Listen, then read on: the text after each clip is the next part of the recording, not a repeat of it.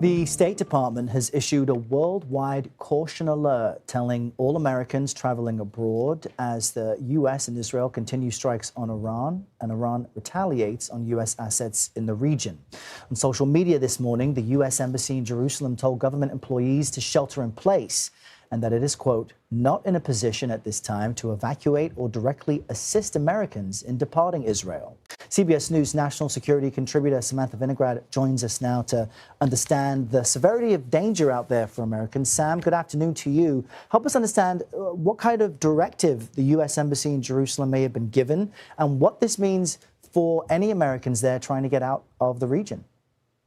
U.S. embassies in the Middle East are drawing down to the lowest footprint possible in order to protect their own personnel. They are trying to limit their personnel's movements to ensure that, for example, they're not struck by missiles, and to really keep a bare bones staff in country, again, to minimize the chance that diplomatic personnel could be hurt as a result of this conflict.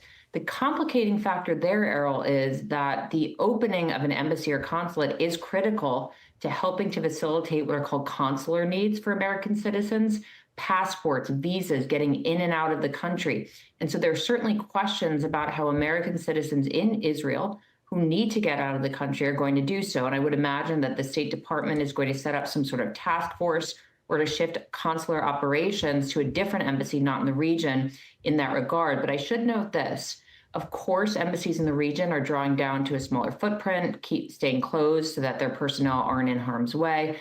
But U.S. embassies around the world are actually in increased danger right now. The Iranian regime has both the intent and the capability and a history of using not just missiles, but proxy forces to attack U.S. embassies, U.S. consulates, and U.S. military bases. So that's why, separately, the State Department did issue a worldwide caution alert to Americans all around the world. And I am certain that U.S. embassies, consulates, and military bases globally are reviewing their security posture and amping up security because of the increased threat level globally.